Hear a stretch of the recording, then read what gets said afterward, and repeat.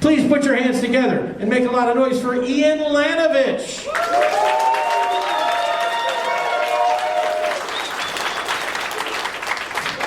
What's up? Make some noise for getting out of the house on a Tuesday night. In about 90 minutes or so, you're all going to be like, what the fuck did I just laugh at? So first things first, I'm Iain. I'm going to be your host for the evening. Now if you didn't know, Iain can be spelled with one eye or two. I was given two eyes because I was born premature and they had to put me in two incubators. One for me and one for my dick. Now that we got that out of the way. Told my wife that joke on our first date. Probably should have been a major red flag, but it wasn't. And we just got back from a family trip. Now on a family trip, everybody's got an opinion. My wife, kids. Who doesn't get to have an opinion is me. So I get jealous of people that take solo trips. I did it once, to jail. Now I'm not talking about an unexpected overnight stay like you might be familiar with, sir. I'm talking about an all-inclusive one-week trip to the Slammer for selling a $5 joint to an undercover cop at a Wiggles concert. It was like, toot toot, chugga chugga, big cop car for you Wiggles fans out there. Wife and kids were already inside, thought I was helping out another dad. I flashed my diaper bag. That's code for dad's got weed. He flashed his badge. Obviously, you didn't have kids, or else you'd understand the need to get high before these types of events. Fucking Wiggles. I had some damn good shit in that diaper bag, too. Literally. Like the shit stream. Now it's legal. Everywhere I go, I'm surrounded by pot smokers. Like the table in the back. Read a study about pot smokers under 30. Did you know that 86% have never rolled a joint? 80% have only purchased marijuana legally. And nearly 100% of us old schoolers think you're all a bunch of privileged potheads. Born with a golden doob in your mouth. A whole new generation of white-collar stoners. Make sure you wear your suit and tie-dye before you light up, bro. Have your hourly worker pack your bowl for you so you don't get your hands dirty. Now I know why you vape. See, back in my day, if you wanted to smoke pot, you had to work for it.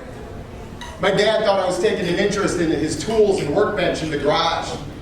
I was out there MacGyvering pipes and shit so I could smoke. Building my own bowls and bongs.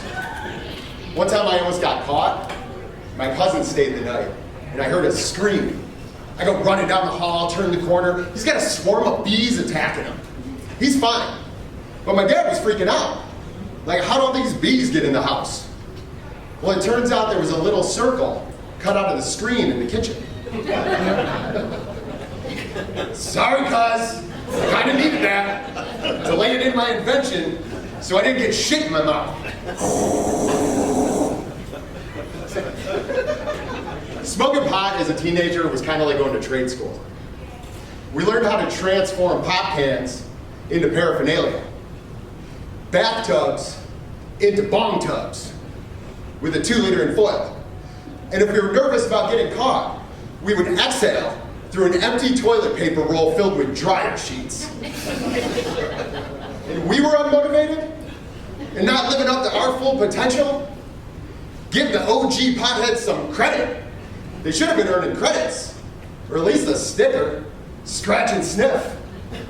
We didn't have any maps or apps or billboards to tell us how to get it. We had beepers. She still has hers.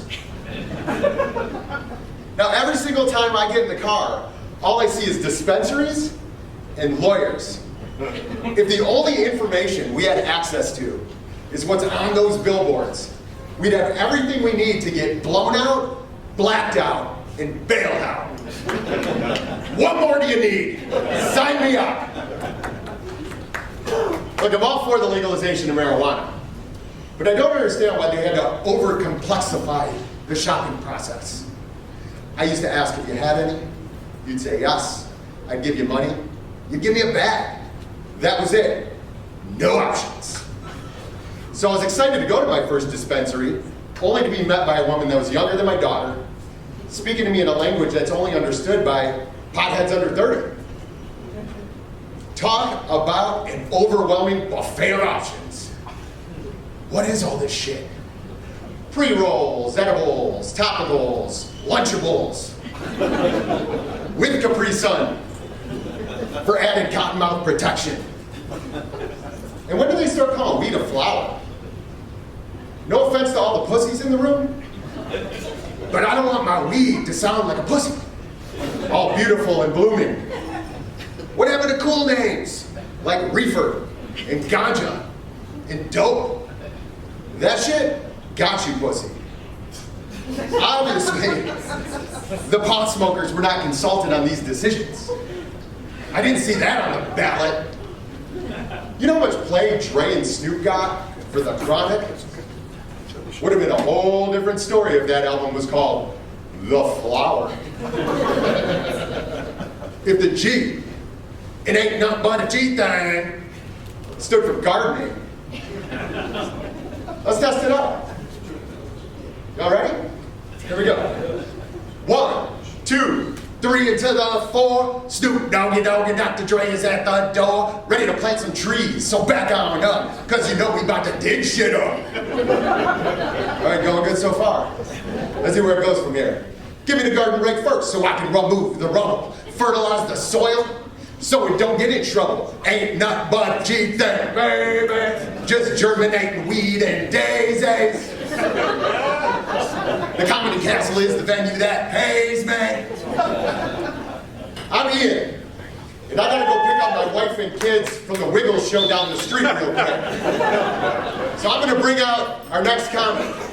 I'd like to introduce and bring to the stage Mr. Paul Pipitone. Paul. I have to admit, I wasn't expecting Paul to break out, "Give me them girls with the Daisy Duke song. I want you to give me them girls with the Daisy Duke song." Haven't heard that since like 91. So our next comic makes a great chicken parm. Actually, I have no idea if she cooks. Put your hands together for Heather Senow. That was fun. I just want to apologize to my wife for never hearing you make that sound. I'm sorry, babe. All right, put your hands together for our next comic, Adam Major. Adam Majors, everybody. You know, it must have been a suburban white boy thing, because I also bought Chinese throwing stars at Gibraltar when I was a kid. How weird is that, Adam? All right, put your hands together for our next comic. He's been doing it for 2 or 3 years, and he can also hear a hoop. Give it up for Robert Horton. One more time for Robert Horton. I don't know what it is with our fear, or guys' fear of the prostate exam. Like when I got my first one, my doctor pulled out a menu of celebrity hands. And I got to pick. And he pulled out a mold of Magic Johnson. All right, our next comic has been performing across the Midwest. Put your hands together for Benny Reno. I feel like I could relate to all of Billy's set. Like, I'm the guy that used to go out of my way on my way home from work to get a milkshake, and then destroy the evidence and slam it before I got home so my kids wouldn't realize I stopped and got ice cream. I need to hang out with Billy more. All right, all the comics you've seen so far have previously taken the advanced comedy class. Everybody we're going to see going forward are part of the current class, my classmates. So our first up, make some noise for the lovely Gina Joy.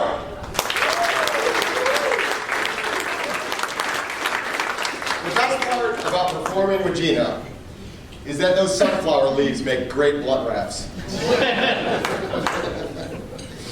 All right, our next comic is, he's named after a very popular cartoon who wakes up very early in the morning. Give it up for Calvin Baker.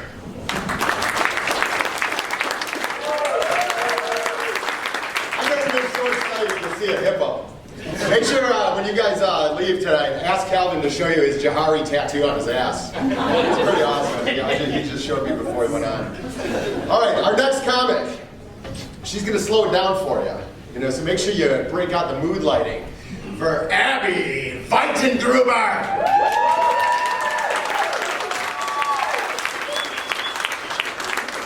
Oh, it was so fun to take class with Abby. Our next comic can't live without your love and affection. I want you to give it up for 90s heartthrob, Gunnar Whitley.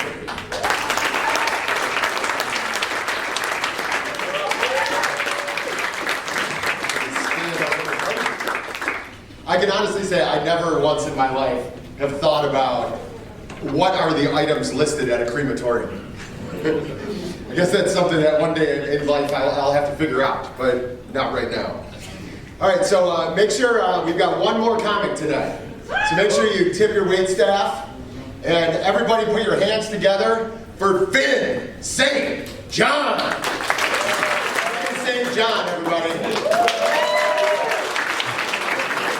All right, a couple announcements. Make some noise for all the comics tonight.